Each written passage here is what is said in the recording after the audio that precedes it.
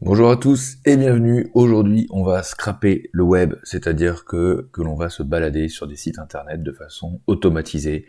On va dire à notre ami JavaScript, eh bien, exécute-moi ce script qui va te faire aller de page en page, qui va aller nous chercher, par exemple, un prix, par exemple, qui pourrait nous connecter automatiquement à un site et puis faire des actions de façon automatique. Et pour vous montrer tout ça et puis pour expliquer un peu la librairie, comment elle fonctionne, on va développer deux petits exemples. En fait, on va développer un premier exemple. On va aller sur Cdiscount et on va se récupérer le prix de cette référence, là, de cette tour, d'accord, à 2339 euros. Et regardez là, si j'active donc le fichier en question qui s'appelle cd pour Cdiscount, donc je fais node cd, donc il faut savoir que tout va se passer sur Node.js, je reviendrai un peu plus tard sur ça, mais bon, si vous connaissez pas Node.js, ne vous inquiétez pas, hein, c'est du JavaScript, hein, tout simplement. Et donc là, vous voyez, il a été nous chercher le prix sur la page en question. On peut lui dire d'aller sur n'importe quelle page, en fait. C'est ça qui est génial avec Puppeteer, c'est qu'on peut aller n'importe où sur le web et aller récupérer des informations. Là, il nous fournit le prix. Et après, j'ai mis une petite condition pour envoyer un email si jamais le prix est en dessous de 2400, je crois. Et là, vous voyez après dans ma boîte mail, qu'est-ce qui s'est passé. Logiquement, voilà, j'ai reçu un mail. Le prix est tombé sous les machins. Et donc, voilà, ça c'est le premier truc qu'on va développer, donc essayer d'aller chercher des informations comme ça sur le net, et puis éventuellement se les exploiter. Et puis j'ai un deuxième petit exemple aussi, ça sera une connexion à Instagram, bon, et puis après je vous montrerai comment on pourrait éventuellement automatiser plein de commandes, c'est-à-dire si je fais cd insta, donc c'est un fichier qui s'appelle insta.js, non pas cd, node insta, ça va nous jouer le fichier insta.js, donc bon, bien sûr c'est ce qu'on va connaître en deuxième partie. Et là, vous voyez, il va accepter les cookies. Ensuite, il va me connecter à mon compte Instagram. Bon, c'est pas mon vrai compte, j'ai créé un compte vite fait pour ça. Là, hop, il appuie. En fait, tous les pop-up qui apparaissent, il faut appuyer dessus. Et on se retrouve sur l'interface d'Instagram. Il a tout fait de façon automatique. Et là, on peut lui dire, ben, va me liker tous les gens que tu veux, va suivre toutes ces personnes-là. Bon, après, faut rester dans la limite de la légalité, parce que je crois que c'est pas très très légal non plus de créer des bots et tout ça sur des sites comme ça. Donc, on va rester assez basique, hein, je voudrais pas me faire striker la vidéo non plus. Mais voilà, en tout cas, je vais vous montrer un peu tout ce qu'on peut faire avec Puppeteer, sans plus attendre. On passe à l'exemple de Cdiscount. Alors, avant toute chose et avant de commencer, il faut savoir qu'on va travailler en Node.js, c'est-à-dire que on ne va pas travailler avec le navigateur, puisque Node.js, c'est quoi? C'est tout simplement le moteur de JavaScript qui tourne ailleurs que dans un navigateur, c'est-à-dire qu'on fait tourner éventuellement dans notre console. Et donc, il va vous falloir Node.js forcément pour faire ce projet, mais je pense que si vous êtes habitué à JavaScript, vous connaissez Node.js. Et aussi, il va nous falloir un autre petit truc, enfin, pas obligatoire, mais en tout cas, moi, j'ai mon invite de commande, elle s'appelle Comder, je sais pas comment ça se prononce. Toujours est-il que voilà, cette console, Comder, cmder.net, moi, c'est celle que je vais utiliser pour le projet. Donc, si vous voulez avoir la même que moi, vous la téléchargez, sinon, si vous avez la vôtre, si vous êtes sur Mac ou quoi, il n'y a pas de souci, je vous laisse faire. Donc, on va démarrer sur un projet vierge comme ceci. Donc, j'ai juste fait créer un dossier Puppeteer. Et donc, dans ce dossier, on va se créer notre script en fait pour Cdiscount. Et je vais vous montrer, bon, en même temps qu'on va faire ce script, je vais pas le faire comme ça d'un coup. Je vais vous montrer un petit peu tout ce qu'on peut faire avec Puppeteer. Par exemple, on peut s'éditer un PDF d'un site web, on peut s'éditer une image, on peut obtenir un certain nombre d'informations, des balises, etc. Donc petit à petit, je vous montrerai un peu ce qu'on peut faire avec la librairie. Et donc il y a la doc. La doc, je vous l'ai mise juste en dessous de la vidéo. La doc, je vous laisserai aller voir un petit peu comment elle se présente. Moi, j'ai pas mal été. Mais là, il nous explique notamment comment installer Puppeteer. On voit que c'est extrêmement simple, c'est npm-i pour install Puppeteer. Donc on va se le faire en suivant. Mais moi, il y a un petit site qui m'intéresse pas mal, c'est le site que je vous ai mis juste en dessous. Je l'ai appelé lien utile, parce qu'effectivement, je trouvais que c'était un lien très utile, parce qu'en fait, il vous montre des exemples de scripts totalement, enfin de fonctions à jouer, pour par exemple aller sur GitHub et faire un login sur GitHub. Vous voyez qu'il faut faire un page.type. Là, on sélectionne la balise, hop, ensuite on met son nom d'utilisateur, on sélectionne la balise, on met son nom. Bon, bien sûr, je reviendrai sur tout ça. Mais en fait, sur ce site, on voit vraiment, bon, sur la doc aussi, on le voyait, mais sur ce site, on voit vraiment toutes les commandes à faire. On voit que pour aller sur une page, pour aller sur un URL, il faut faire un page.goto, c'est-à-dire va à, on lui met le lien qu'on veut. Là, vous allez n'importe où sur le web, vous lui mettez votre lien. On lui met un petit wait until network idle, donc ça c'est juste pour attendre un peu que les données arrivent. Et hop, ensuite on enchaîne. On peut créer un click, on peut créer un type pour taper des choses. Donc voilà, bon après il faut se balader dans les docs et tout, mais bon vous allez voir que petit à petit je vais vous montrer un peu ce qu'on peut faire en tout cas. Donc nous ce qui nous intéressait dans notre premier exemple, c'est d'aller sur ces discounts là par exemple, et d'aller un petit peu scraper cette page, aller récupérer les informations qu'il y a sur cette page. Donc alors, avant toute chose, on va sortir la console, enfin on va sortir le terminal pour télécharger juste, pour installer npm. Donc on va faire npm init-y, c'est pour dire oui à tout. Donc là, initialiser npm ici, c'est très bien, et donc maintenant on va pouvoir faire npm install puppeteer, donc il y a 2 P et 2 E je crois, de toute façon si j'ai raté on le refera, non mais je crois que c'est ça, voilà. Et on va se créer donc notre petit fichier, il s'appelle cdiscount, donc je vais appeler cd.js, et c'est dans ce fichier, mais donc on va faire appel à puppeteer, et donc vu qu'on travaille avec Node, on va faire des requires des bibliothèques, on va dire const puppeteer est égal require. Donc tout ça, là, ce que je vous montre, c'est vraiment les bases des bases de la doc, là, au début. Donc ils disent qu'effectivement, il faut faire un require de puppeteer. Donc est-ce qu'on l'a bien téléchargé? On peut les contrôler. On voit ici que dans les dependencies, on a puppeteer 8.0.0. Donc ça, c'est cool. Et donc, on va pouvoir un petit peu aller chercher ce qui se passe sur ce site. Je vais vous montrer rapidement comment ça se présente. On peut se mettre l'URL dans une constante. Hop, je récupère ça. Donc après, vous mettez absolument le lien que vous voulez si vous voulez récupérer des choses diverses et variées. Mais surtout, nous, ce qui va nous intéresser, et les éléments aussi qu'on trouve aussi dans la doc, c'est qu'en fait, on crée une fonction qui se joue toute seule. Donc pour créer une fonction qui se joue toute seule, asynchrone aussi s'il vous plaît, eh bien, il faut en JavaScript simplement la contenir dans ses parenthèses et à la fin, mettre des parenthèses comme si c'était le paramètre à la fin, comme si on le jouait comme ça à la fin. Et tout ce qui est contenu donc entre ces parenthèses, c'est notre fonction qui va jouer toute seule. Donc on va dire async pour dire qu'elle est asynchrone, puisque chaque élément, chaque fois que notre bot en quelque sorte va faire une étape, enfin faut pas que tout soit lu d'un coup, tout est asynchrone. Quand on fait un clic sur un site web, on attend que la page arrive, et après on peut refaire une action. Donc vous allez vite comprendre pourquoi c'est asynchrone. Hop, voilà, et on se met comme ça, et normalement là la fonction elle se joue toute seule. Voilà, on se met plutôt comme ceci. Là, on est prêt.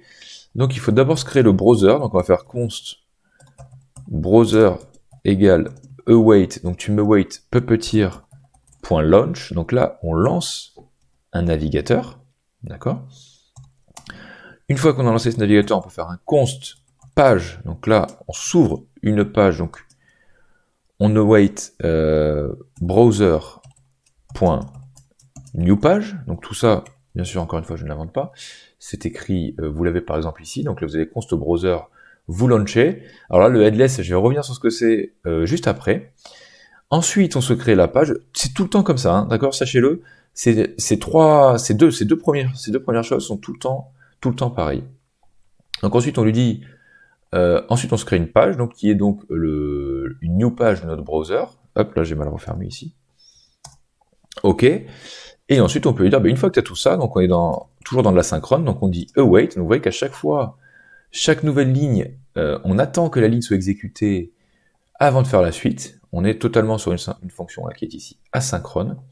Et donc une fois que tu nous as créé le navigateur et qu'ensuite tu nous as créé une page, alors à ce moment-là, va me chercher. On lui dit data, non, pourquoi je dis data?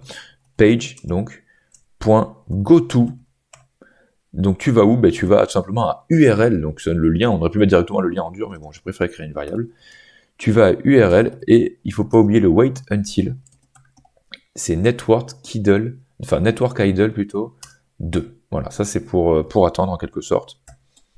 Ok, donc là, qu'est-ce qu'il m'a fait? Oh, il a remonté jusque là, parce que j'ai pas fermé ici.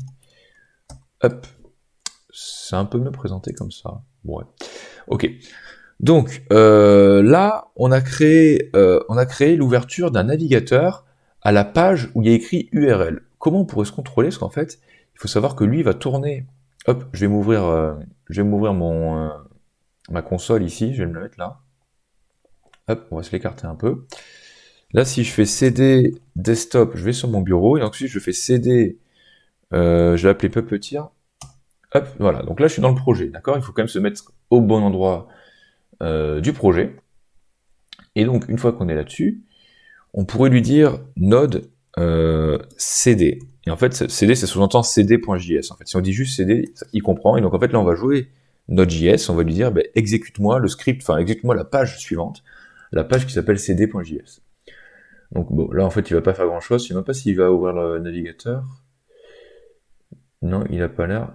Je vais faire autoriser l'accès. Non, vu qu'on lui a rien demandé, il a même pas ouvert le navigateur. En fait, si on voulait voir s'il allait vraiment sur cette URL, il faudrait qu'on puisse voir les choses. Et si on voulait voir les choses, en fait, ben, ici, on pourrait mettre le headless. Donc headless, c'est sans tête. Enfin, il a sans navigateur en quelque sorte. C'est le principe de Puppeteer. En fait, on n'a pas besoin vraiment nous d'ouvrir un navigateur. On peut juste dire à l'ordinateur de simuler l'ouverture d'un navigateur et puis de faire toutes les actions qu'on veut. Mais bon, nous, pour s'entraîner, ce sera peut-être mieux si on se l'ouvre. Et on va dire headless false. C'est-à-dire, est-ce que tu n'as pas de tête? Est-ce que tu n'as pas de navigateur? Eh bien, on va dire non. Comme ça, il va nous l'ouvrir quand on va le lancer. Et je peux le prouver normalement. Hop, on va refaire, donc on va dire node cd, et là vous voyez, là il nous ouvre un navigateur. Et là il va sur le lien qu'on lui demande, d'accord? Donc ça, on peut même cliquer normalement, voilà, on peut cliquer, on peut récupérer tout ce qu'on veut. Ça c'est le navigateur, enfin c'est Puppeteer qui m'a ouvert tout ça, moi j'ai rien fait.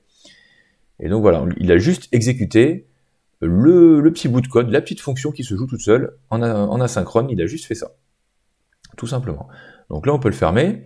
Si jamais on veut que le navigateur se ferme, et en général, après chaque fin d'instruction, on fait un await browser.close, comme ceci.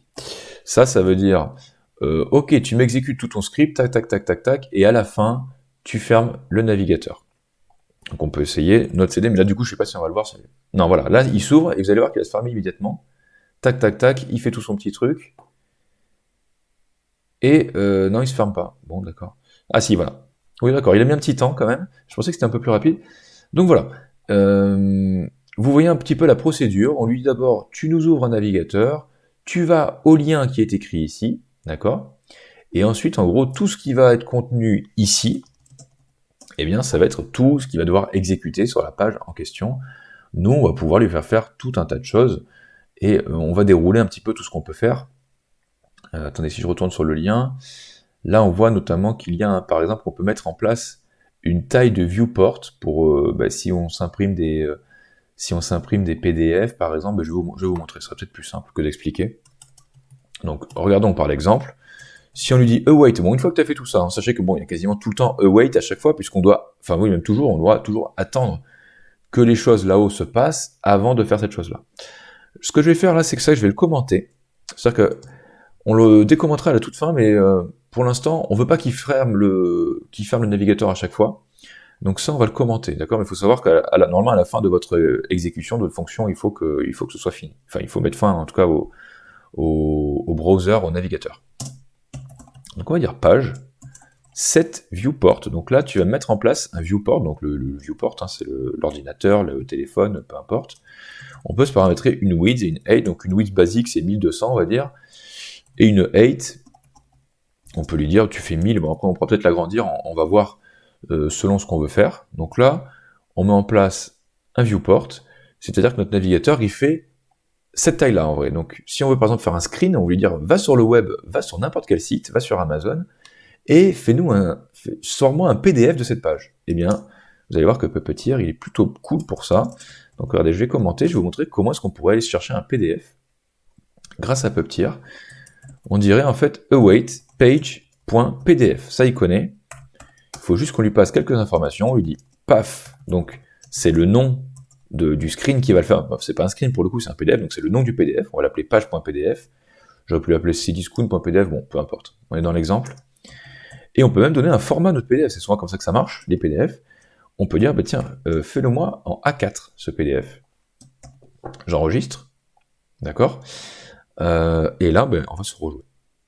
Hop, je me mets comme ça.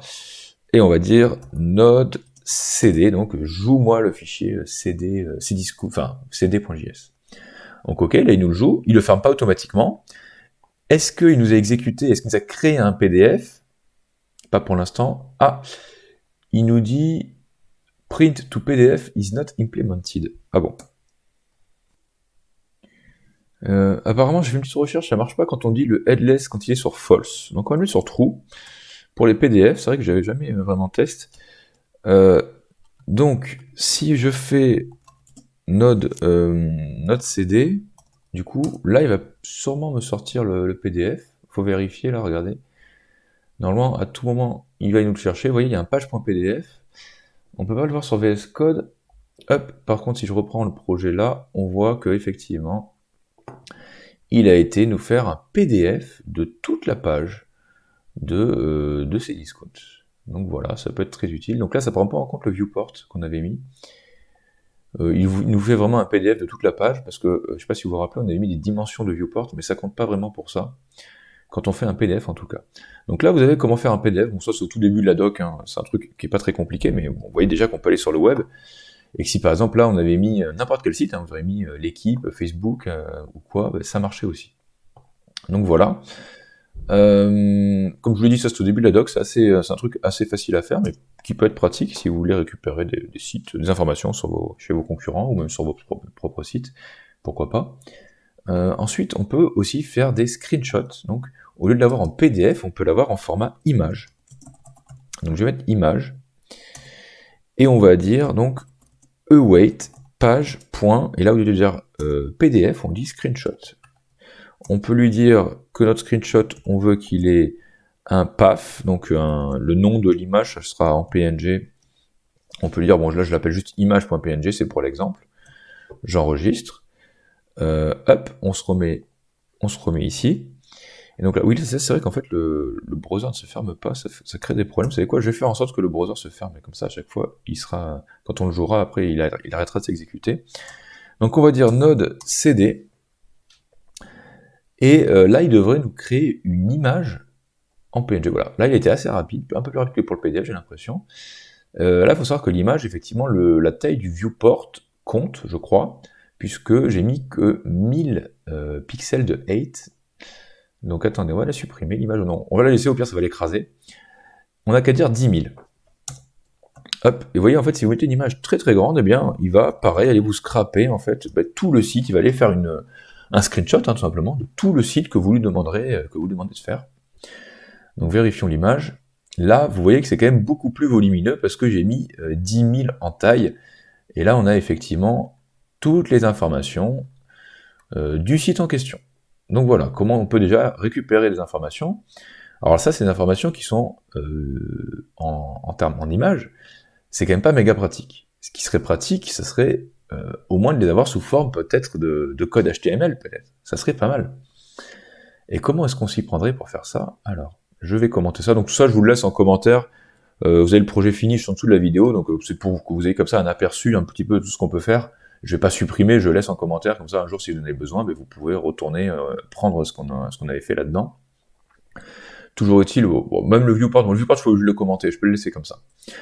Toujours est-il que là, je vous avais dit qu'on pourrait peut-être essayer de se récupérer les balises, essayer de se récupérer un petit peu tout ce qui figure dans cette page en dur dans le code. On va dire que le CSS ne nous intéresse pas, le JS non plus. Là, ce qui nous intéresse, c'est les informations qu'il y a sur la page. Donc toutes les informations, en vrai, elles sont contenues dans l'HTML. Donc on va dire, je vais appeler ça get body. Donc comment avoir toutes les informations du body. Je pourrais peut-être même matérialiser ça comme ça en mettant une balise, en disant get la balise body.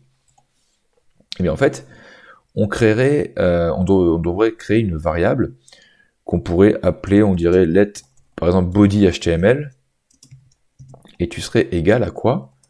Bien sûr toujours en asynchrone, tu attends ce qui est fait au-dessus, donc page.evaluate, donc évalue-moi la page suivante, et on lui met une petite fonction fléchée.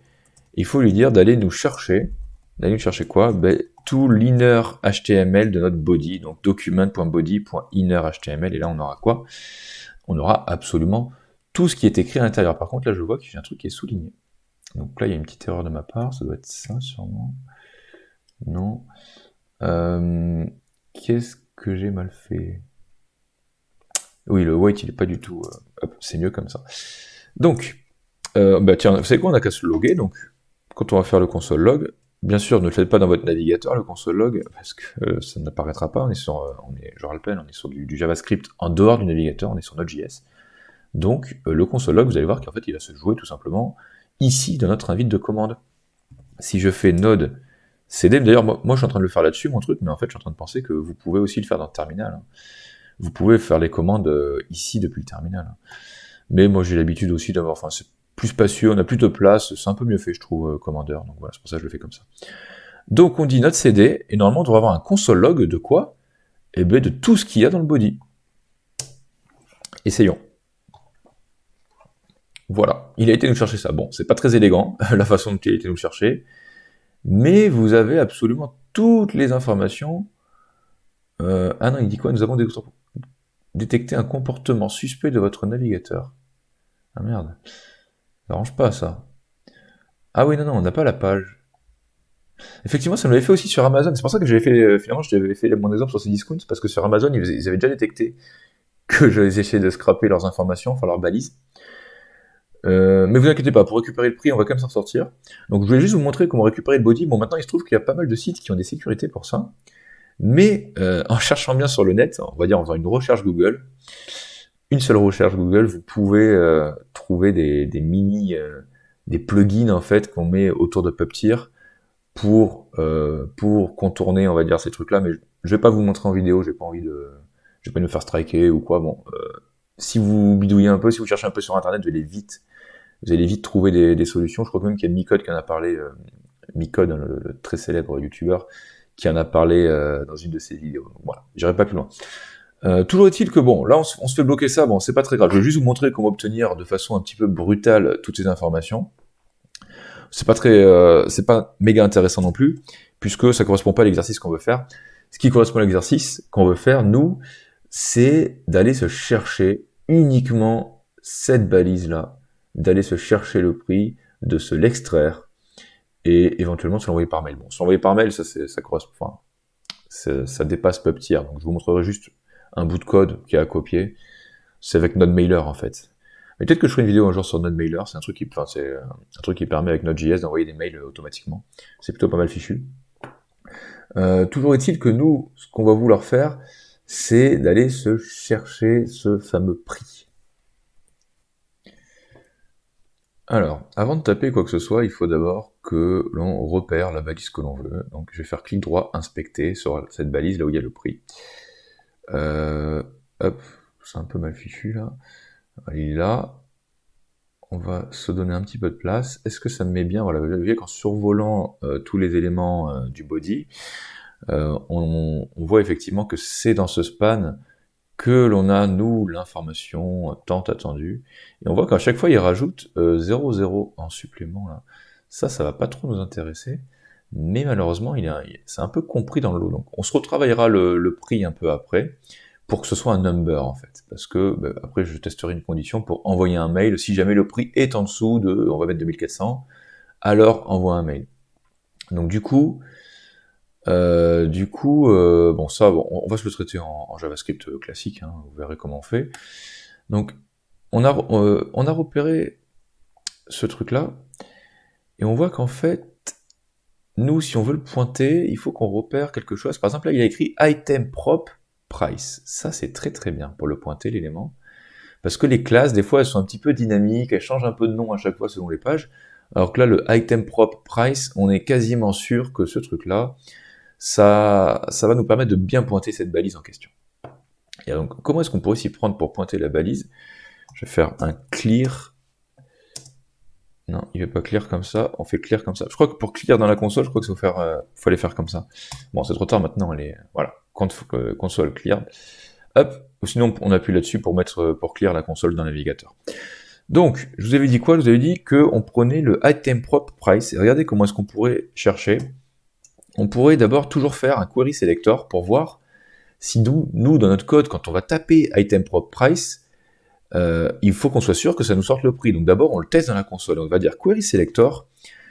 Si je te fais un query selector de span et que je cherche le span qui a l'item prop qui est égal à price, on referme bien les crochets, on referme bien la parenthèse, on referme. Là, vous voyez qu'il va déjà nous chercher le bon span, mais nous, c'est pas ça qu'on veut. Nous, on veut pas la balise.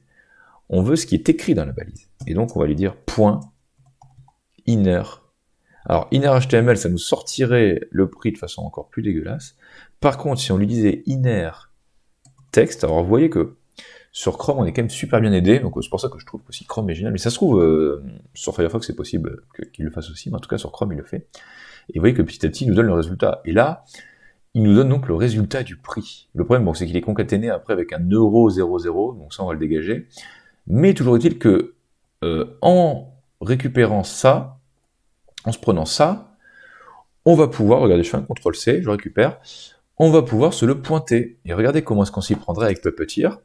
Eh bien, on lui dirait de la façon suivante, on dirait let data, donc ça va être notre donnée, la donnée que l'on cherche à avoir. On va le dire que tu nous fais un page.evaluate, donc un petit peu comme tout à l'heure, un page.evaluate, et on va lui demander, hop, d'aller dans ce page.evaluate, de nous retourner la valeur de... D'ailleurs, j'aurais même pu prendre tout, hein, je vois que j'ai pris tout ça. On prend tout ça, et on lui dit, bah, tu nous return la valeur de ça. Ça, on sait que ça marche, on a testé dans la console. Et donc, normalement, ça va marcher. On va se faire un log, on n'a qu'à se faire une petite concaténation, on n'a qu'à dire le prix est de, hop, on concatène, plus data. Essayons, les amis, de voir ce que ça peut donner, là, ce qu'on a créé. Donc, on va dire, attendez, je vais nettoyer un peu la console, on a un petit peu... C'est un petit peu le bordel, voilà, j'ai fait un clear.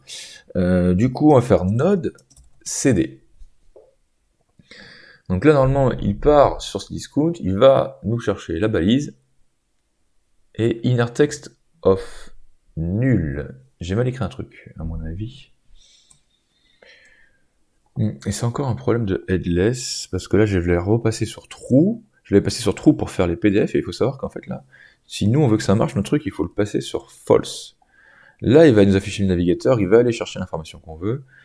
Regardez, donc faut penser quand même à mettre le headless en false, le repasser à false, comme je l'ai mis au tout début. Donc ça veut dire que là, on va voir le navigateur, on va voir la page qu'il va créer, et il va aller nous chercher le prix si on fait node cd. Voilà, là il nous ouvre le navigateur, et normalement il va scraper cette information qui est ici. Il devrait nous la loguer, voilà. Le prix est de 2339,00. Donc voilà, ok, bon, on avait un petit souci avec ce truc-là, c'est réglé, donc il faut penser quand même à le mettre sur false, donc comme ça, là, il arrive à aller nous chercher la balise en question.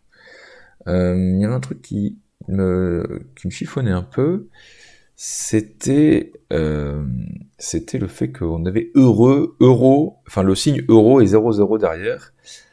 Je vais créer une variable new data, et on va juste s'enlever tout ce qu'il y a après, quoi. Comme ça, on y verra plus clair, on pourra la comparer, cette data, on va dire await data.substring. Donc substring, c'est-à-dire que tu enlèves à partir de... Donc tu enlèves à partir de 0, 4 éléments. Donc en fait, notre new data, il va juste contenir les 4 éléments qui sont là. Voilà, tout simplement. Ça, c'est un petit truc de JavaScript. Ça va nous permettre au moins d'avoir un chiffre, puisque derrière, on va le passer en parse int, on va le transformer en integer, comme on dirait. Donc regardez, si on fait if parse int de new data, donc là, on aura effectivement un chiffre qui s'appelle 2339. Il est inférieur, on va dire, à 2400, alors tu déclenches l'envoi d'un email. Sinon, tu fais rien, par exemple. On pourrait imaginer ça. Et après, vous faites en sorte que vous faites un set intervalle, vous dites joue-moi ce script toutes les heures. Et donc en fait, vous contenez tout ça dans un set intervalle, ou même juste cette logique-là dans un set intervalle de 3600 secondes. Et donc toutes les heures, vous jouez en fait ce script qui recherche le prix, et au moment où il le trouve, il vous envoie le mail en question. Donc c'est pour ça que là j'ai mis, on imagine une condition, on va dire que quand tu es en dessous de 2400, alors tu vas me loguer quelque chose. On n'a qu'à juste tester déjà si notre petite tambouille là pour enlever les caractères et ensuite tester la condition, déjà si ça marche. Si effectivement ça marche, on a là-dedans, on se mettra la logique d'un envoi d'email en fait. Donc essayons. Logiquement ça devrait marcher, mais bon, on n'est pas à l'abri d'une surprise, j'ai l'impression. Donc là, il teste, tac, tac, tac, normalement il devrait nous retourner le prix, et après... Ah, il nous a pas dit yes. Vous voyez que j'ai bien fait de tester. Il nous a pas, pour lui, la condition... oui, parce que oui, j'ai très mal, j'ai très mal fait, voilà, j'avais un pressentiment, et effectivement, il se confirme. Donc en fait, je fais un parse int de 2339, donc techniquement c'est une string. Donc là, je le transforme en number, et ensuite je le teste pour savoir s'il est inférieur. Mais on va y arriver, hein, faut pas désespérer. Là, je pense qu'on est proche du but. Donc, tac tac, il fait sa tambouille. Il va nous sortir le prix, et après il nous dit yes. Voilà. Yes.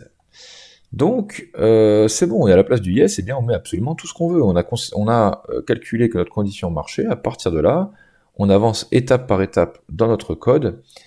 Et donc là, on peut dire absolument tout ce qu'on veut. Et ce qu'on va faire, c'est que je vais créer une fonction. Je vais la stocker en dessous. Donc ça, vous l'avez tout à la fin, tout en bas, en dessous de la vidéo, vous avez le fichier terminé. Dans le fichier terminé, donc vous avez ce fichier cd.js, et donc moi j'ai créé cette fonction. Enfin repris d'internet cette fonction, pour être tout à fait honnête. Donc voilà, j'ai juste linké avec mon adresse email. Là il y a un mot de passe qu'il va falloir que j'aille mettre, je vais vous montrer comment on fait pour le mot de passe. Par contre, si vous voulez faire avec votre adresse Gmail à vous, il va falloir que vous la connectiez, que vous autorisiez surtout notre mailer à synchroniser avec votre email.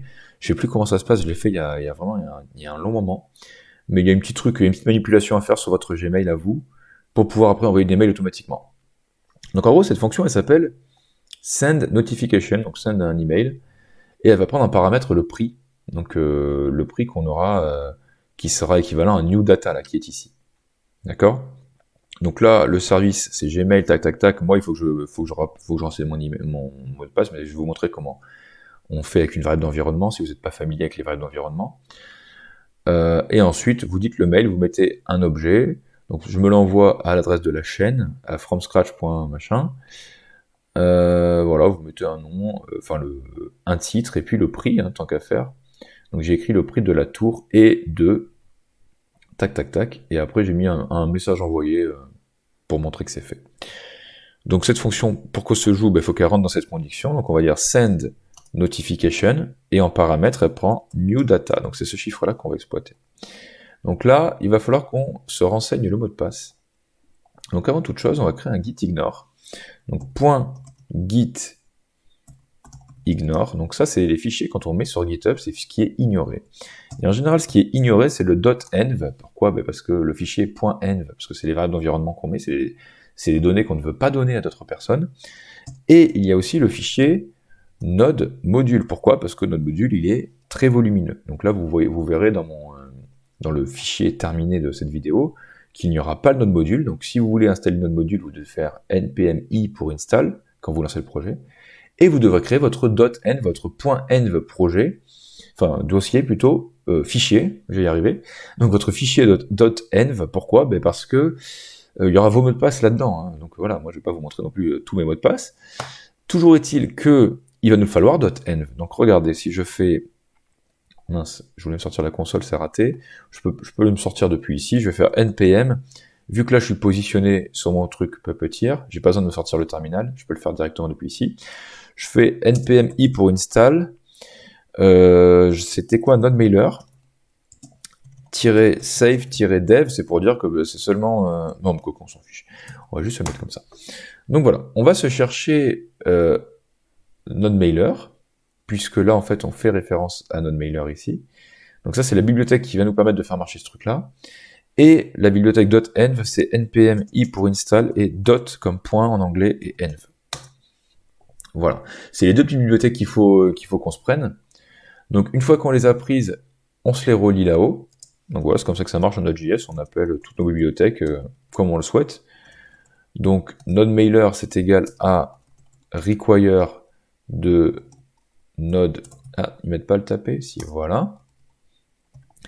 Et le fichier, la bibliothèque .env, on va dire require .env. Donc il sait où aller quand on lui dit ça, il va dans Node module, il va nous chercher le truc. .config. Ok. Et là, comme ça, il saura comment traiter la variable d'environnement. Vous voyez que là, il y a écrit process.env.mailpass.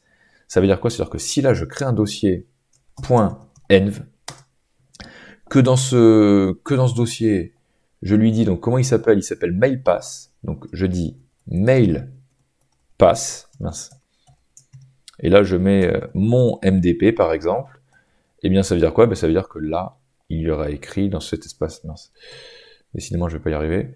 Là, ça veut dire qu'il y aura écrit mon MDP. D'accord? Donc après, bon, c'est à vous de renseigner. Mince, j'ai mis entre guillemets, du coup, c'est vraiment n'importe quoi cette vidéo. Hop, voilà, c'est mieux comme ça. Donc, vous renseignez votre vrai mot de passe, qui correspond à votre email, tant qu'à faire Gmail, et après, vous pouvez envoyer à qui vous voulez, ce que vous voulez, en automatisant grâce à JavaScript. Ok, donc j'ai renseigné mon vrai mot de passe, donc normalement là ça devrait marcher avec mon adresse email qui est ici. Essayons quand même, parce qu'on a quand même installé deux dépendances là, NodeMailer et .env, donc ne soyons pas trop optimistes trop vite. Essayons d'abord. Donc là je joue mon fichier cdiscount.js, enfin cd.js. Il nous récupère le prix, il nous envoie l'email. Le prix est de machin, et message envoyé. Donc ça veut pas forcément dire qu'il l'a fait. Hein. Ça veut juste dire qu'il a exécuté ce script, et qu'à la fin, il a fait message envoyé. En vrai, il n'y a pas grand-chose qui l'empêche de le faire. On n'a pas mis de catch ou de trucs comme ça. On va juste contrôler dans ma boîte mail si j'ai reçu, le précieux mail. Donc à 14h19, effectivement, il est 14h20 chez moi, donc j'imagine que c'est ce mail-là. Bon, vous voyez que je me suis déjà envoyé quelques fois quand même, mais toujours est-il que ça marche, on peut s'envoyer des mails, on peut s'envoyer un prix trouvé sur Internet. Et donc voilà les amis, nous avons fini cette première partie de Puppeteer. Donc NodeMailer, peut-être que je ferai une vidéo dessus, parce que je suis en train de me rendre compte que c'est vrai que c'est quand même pas mal, mais ça aurait pris un peu trop de temps, c'est pas trop le sujet, mais en fait vous voyez que vous pouvez après vous envoyer des mails. Donc pensez juste dans votre Gmail à vous paramétrer... depuis un service extérieur, en fait, Gmail, ils vont vous fournir un mot de passe. En vrai, ça, c'est pas ils vont pas vous fournir votre vrai mot de passe pour votre boîte mail. C'est eux-mêmes qui vont vous procurer un mot de passe qui fait qu'en fait, vous autorisez NodeMailer à venir prendre votre boîte mail et envoyer des mails en votre nom, quoi. Donc voilà, c'est ça le truc. Toujours est-il qu'on a fini pour ça. Vous avez le fichier terminé en dessous de la vidéo. Et on passe à Insta. Bien. On passe à Insta. Pour passer à Insta, on a qu'à se faire un fichier insta.js. Et comme ça, quand on dira Node Insta, eh bien, il nous jouera tout simplement cette page. Voilà, si vous n'êtes pas familier avec Node, vous allez le devenir. Donc ce qu'il faut savoir, c'est que je vous ai dit que c'était souvent pareil, et effectivement, c'est souvent pareil. À un point qu'on peut peut-être se reprendre tout ça. Je fais CTRL-C, donc jusqu'à le goto, en fait. Hein. On se met là. Donc le NodeMailer, on n'en aura pas besoin. Le .env, on s'en servira pour le mot de passe d'Instagram. Et il faut juste qu'on se referme notre fonction qui se joue toute seule. Hop, comme ceci. Et donc là, on a fait en sorte qu'on voit le navigateur. Et donc, eh bien maintenant, essayons. D'ailleurs, je suis en train de penser qu'on peut aussi se récupérer le close tout en bas, là. Bon, on peut aussi l'écrire, hein, on n'est pas obligé de faire que des copier-coller, mais voyez, là, il faut penser qu'à la toute fin de notre exécution, bien sûr, à se fermer éventuellement le navigateur. Pour l'instant, je vais le commenter pour qu'on puisse travailler proprement. Ok, essayons, non, on va quand même se mettre le lien qui correspond, donc dans l'URL, eh bien, on se met le lien https://instagram.com. On fait node insta, donc pour se jouer ce fichier-là. Et là, il nous ouvre un navigateur, il crée ça, et il va sur la page Instagram. Tout simplement. À partir de là, on a effectivement des choses à faire. Par rapport à ce qu'on a fait tout à l'heure, déjà, tout à l'heure, on s'en a juste récupéré un prix. Là, on va vouloir simuler, enfin pas simuler, on va vouloir dire au robot, enfin à notre script, d'exécuter un certain nombre de choses. Donc là, par exemple, on tombe sur la page et immédiatement, on nous propose d'accepter les cookies. Il faut savoir que même si on les accepte cette fois, quand le navigateur va se fermer, quand Puppeteer va nous créer un nouveau navigateur, quand on relancera plus tard, il va nous redemander à nouveau d'accepter les cookies, parce que lui, à chaque fois, il va en avoir l'impression que c'est un nouvel utilisateur qui arrive. Donc il faut déjà se paramétrer le clic, le fait de cliquer et de valider, d'accepter les cookies. Alors hop, je récupère le lien que je vous ai mis en dessous de la vidéo là qui s'appelle lien utile. Et par exemple pour le clic, on voit qu'on fait await page.click et en réalité on a juste, enfin entre guillemets juste, il faut quand même le faire, on a, oula, c'est quoi ça? En réalité, il faut que l'on pointe un élément. Et en disant page.click avec l'élément qu'on a, donc en faisant un query selector par exemple, enfin, imaginons que c'est un commun query selector, et bien là ce qu'il faudrait, ce serait qu'on pointe le accepter là. Regardez si je fais inspecter, on va s'agrandir un peu. Si je fais inspecter, hop, clic droit sur accepter, effectivement là on voit qu'il y a que deux boutons qui sont contenus. Alors ça, je sais pas si c'est des classes dynamiques ou quoi. Moi, je pense qu'on ferait mieux de se prendre ce MT3G machin chouette et de lui dire le bouton qui est juste en dessous de toi là, eh bien, c'est lui qu'on veut. Regardez comment on pourrait demander ça. On va dans la console, toujours dans la console. On teste d'abord si ça marcherait. Si on a la preuve que ça marche, alors on peut le mettre dans notre code. Sinon, ça sert à rien de s'embrouiller. Donc on va dire query selector. Et on va dire que l'on cherche une div, je crois même qu'on peut mettre comme ça, attendez, on va essayer comme ça, un point mt machin chouette, donc là on lui cherche un élément qui a la classe mt3gc, et on veut le bouton qui est juste derrière, donc on va lui dire button, comme ça, l'élément HTML qui s'appelle button. Et effectivement, on obtient le bouton qui suit juste derrière.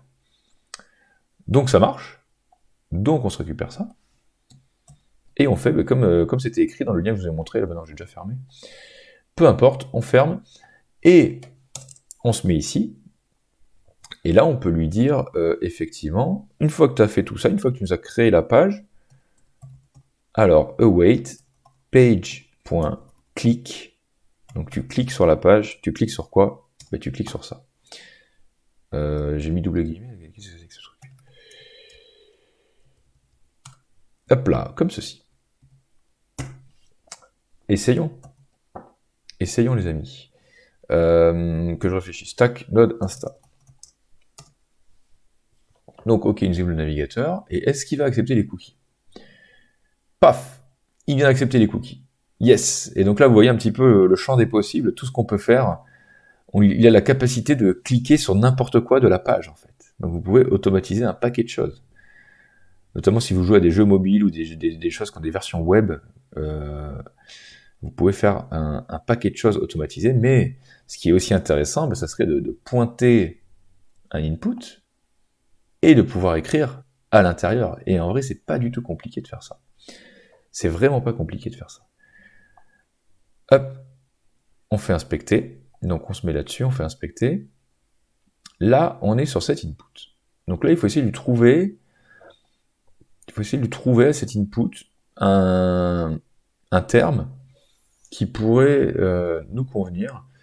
Par exemple, là, je vois qu'il y a écrit name égale username. Ça, c'est parfait. Ça, c'est vraiment parfait.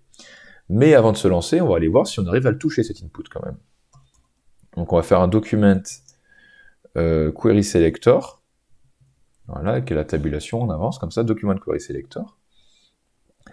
Et ce qu'on a envie de voir s'il nous trouve, c'est si jamais tu as un name égale username, entre guillemets comme ça. Je suis même pas sûr que les guillemets soient obligatoires d'ailleurs, on va tester. Tac, tac, qu'est-ce que tu obtiens? Eh bien, on obtient, regardez, là c'est surbrillé, on obtient l'input.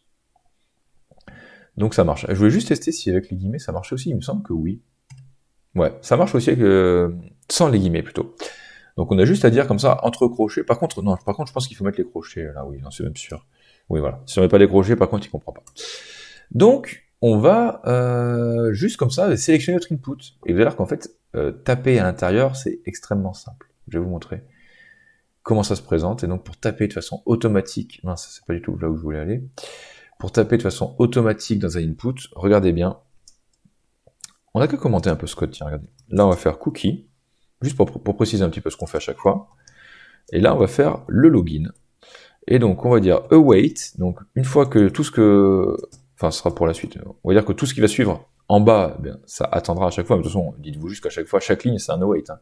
Parce que là, vous voyez que les variables, elles ne commencent pas par await, mais vu que là, on met await, eh bien, c'est comme si, voilà, la ligne, à chaque fois, on attendait qu'elle se termine. Là, on attend qu'elle se termine, ainsi de suite. Donc, bon, c'est comme ça que ça se présente. C'est JavaScript. Du coup, tac, on se met comme ça. Est-ce que j'ai fait un copier-coller? Non. Donc, du coup, je vais devoir le taper. Name égale username. Et donc là, je viens de sélectionner la balise en disant comme ça. Sauf que là, j'ai demandé la méthode type. Là, on a demandé click, donc là, il a cliqué dessus. Type, ça veut dire quoi? Ça veut dire que il va d'abord se rendre là-dessus, et ensuite, deuxième paramètre, on va lui dire, eh bien, écris-moi la suite. Donc là, je vais mettre mon adresse mail. Donc, up@gmail.com. Derrière ça, on peut même mettre un délai. Là, je mets delay, et je peux dire 1 dixième de seconde entre chaque lettre. Ça, c'est pour avoir un comportement un peu plus humain, parce que sinon, c'est un robot, lui. Donc, poum, il nous aurait logué en 2 secondes. Donc, pour avoir un comportement un peu plus humain, on peut éventuellement se rajouter un délai. Essayons. Donc là, il faut que je fasse CTRL-C. Vous voyez que là, il n'a pas encore fini son... Là, il est encore en train de faire tourner le navigateur, ici. Je crois que ça s'appelle Chromium, ça, c'est ça? Voilà, Chromium. Sur Chromium, il fait tourner le navigateur. Nous, on va lui dire CTRL-C donc pour annuler, et on va lui dire Insta. Donc normalement, là, il va accepter les cookies, et ensuite, il va nous rentrer, voilà, l'email. Yes. Et donc maintenant, ben, même principe pour le mot de passe.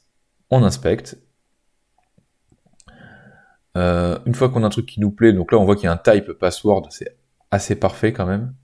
Même name password, on peut refaire la même logique. On va reprendre la même logique que celui du dessus, que pour l'email.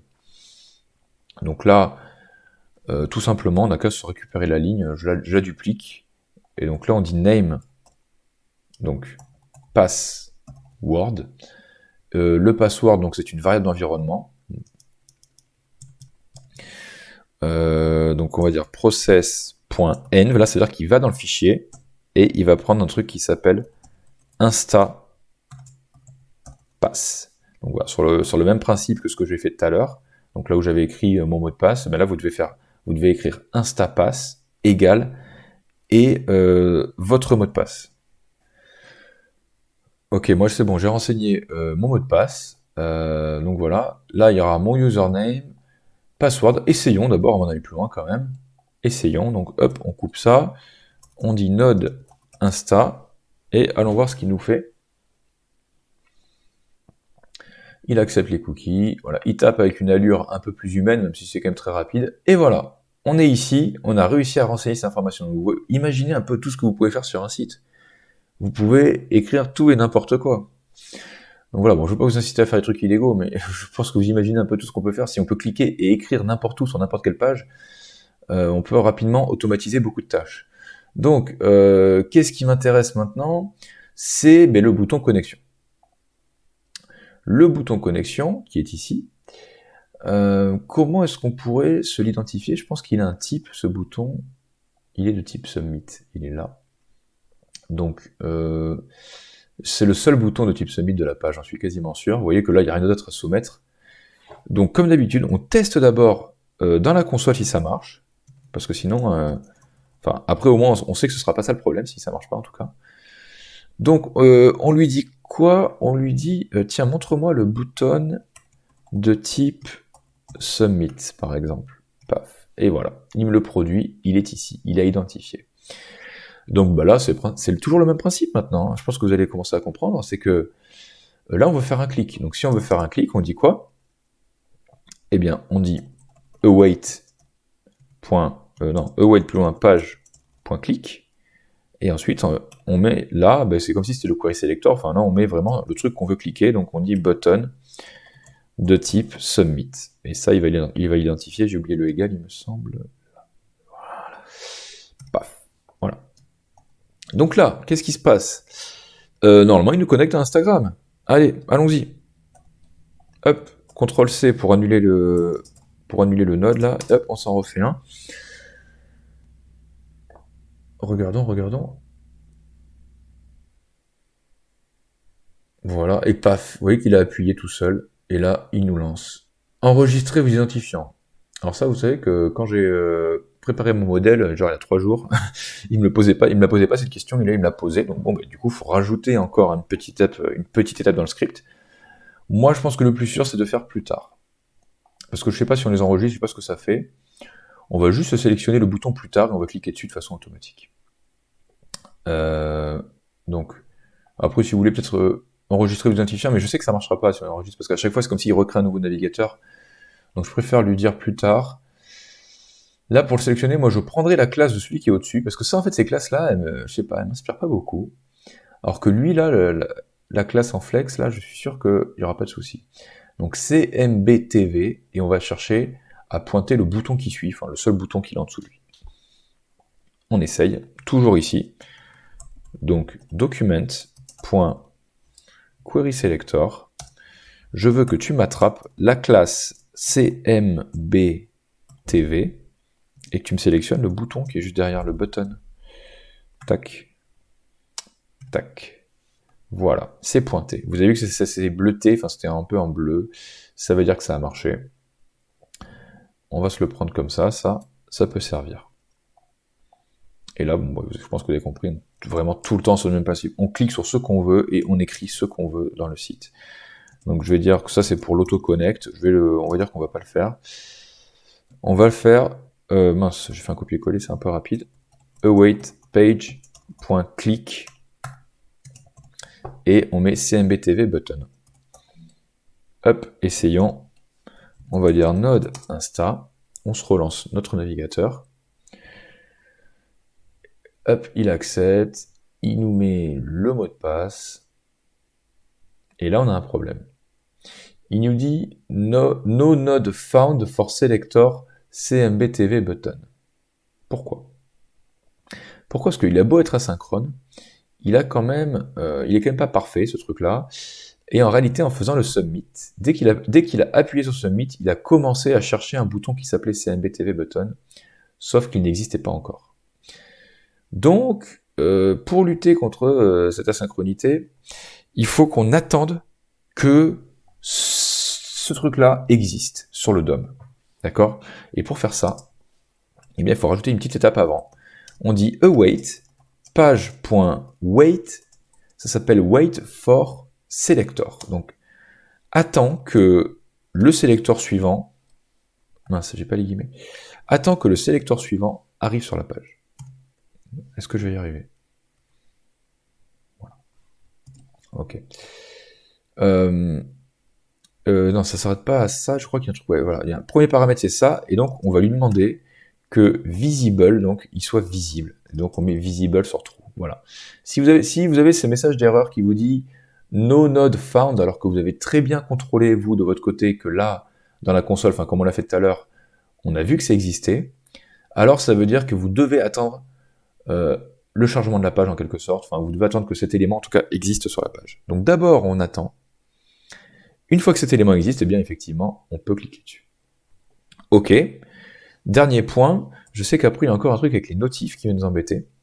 Bon, de toute façon vous avez compris le principe, mais bon, c'est juste pour aller vraiment au bout, qu'on soit vraiment connecté à Insta et qu'on puisse faire tout ce qu'on veut.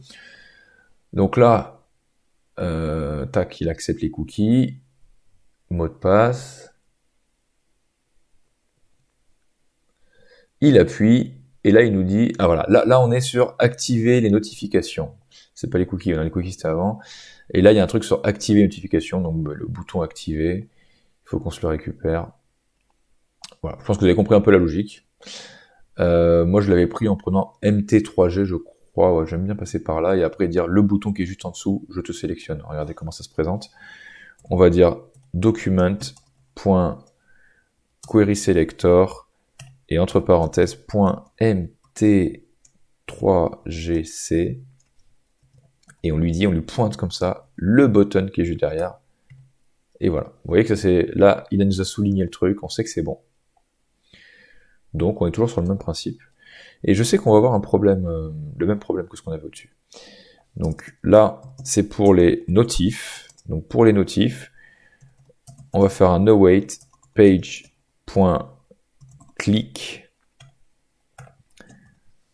Ah mince, il y avait déjà les guillemets. Hop, page.click, donc il va cliquer là-dessus, sauf qu'il va nous dire qu'il n'existe pas. Donc voilà, bon, pour éviter la redondance, sachez que là, bon, on se reprend ça. Hop, et à la place de ce truc-là, on écrit ce truc-là. Voilà. Et là, on devrait être pas mal. On devrait être pas mal. Je sais qu'après, ils mettent souvent dans les docs et tout, ils mettent souvent debugger. Alors, moi, j'ai pas eu de problème ou quoi. Enfin, je sais même pas ce que ça fait. Peut-être que ça explique mieux les messages d'erreur. Ils écrivent souvent debugger aussi. Donc, allez, on va le faire. Hop. Et normalement, là, on se passe les notifs et normalement, on est enfin sur Instagram. Allez, on essaye. Node Insta. Donc toujours le même principe, là le robot, il accepte, il nous connecte, et après on peut absolument automatiser toutes les tâches. Si vous voulez liker 10 000 trucs, vous pouvez le faire. Mais bon, là encore une fois, je sais pas si c'est très légal de faire tout ça. Enfin, de faire des likes, faire des choses comme ça par des robots. Je sais qu'il y a des gens qui monnaient ça sur le dark web et tout, de faire des faux likes, etc. Donc, je vais pas non plus, on va pas aller beaucoup plus loin que ça pour la vidéo. J'ai pas envie de me faire strike encore une fois. Toujours est-il que là, vous voyez qu'on est sur Instagram. Alors bon, voilà, je suis pas grand monde, mais voilà, on voit Roger Federer en vacances. Toujours est-il que là, à partir de là, vous pouvez cliquer sur absolument tout ce qu'il y a, faire une recherche, par exemple chercher un hashtag cars par exemple, si vous aimez les voitures, et toutes les publications de voitures, vous les likez toutes en pagaille, et après les gens, vous faites des follow, de tous les gens, et les gens après pourraient éventuellement vous follow back, et vous pourriez vous retrouver avec 1 million d'abonnés en quelques mois. Mais je pense qu'il y a quand même des captchas, il y a quand même des choses qui vont vous empêcher de faire trop de choses automatisées. En fait, il faut mettre des set timeout un peu partout, il faut que vous rendiez votre comportement humain, même sur votre script en fait. Il faut que sur votre fonction, à plein d'endroits, vous fassiez des set timeout, que vous mettiez des comptes à rebours avant de lancer des exécutions, que même vous randomisiez le timeout. Des fois, vous faites 1 seconde, en fait, un compte à rebours d'1 seconde, des fois un compte à rebours de 10 secondes, et comme ça, on aura vraiment l'impression que vous avez un comportement humain. Mais voilà, j'irai pas plus loin dans les explications. Toujours est-il que Puppeteer, je trouve ça génial. Et ça a plein d'autres utilisations. Ça ne marche pas que pour faire du scrapping. Enfin, si, c'est du scrapping, mais on peut aussi faire des tests unitaires, des TDD. On peut en fait simuler, ou créer des comportements robotiques, créer des attitudes. Vous vous dites, tiens, si l'utilisateur clique là-dessus, alors j'aimerais que ce comportement se produise. En fait, là, vous créez un test. Et en fait, vous pouvez créer des tests comme ça en simulant des clics de vos utilisateurs, en simulant de ce que rentre votre utilisateur. Donc, il y a plein d'utilisations sur ça, il y a plein de contenus sur Google que vous pouvez trouver sur YouTube, pardon. Mais c'est Google qui l'a créé, Puppeteer, et j'ai vu des conférences sur YouTube qui tournent pas mal, si vous parlez un peu anglais, qui expliquent justement la puissance et tout ce qu'on peut faire avec Puppeteer. Donc voilà les amis, j'espère que cette vidéo vous a plu. Si c'est le cas, dites-le moi, et puis sinon tant pis, on se retrouve pour des prochaines aventures. Je vous souhaite bon code, et puis à bientôt. Allez, ciao.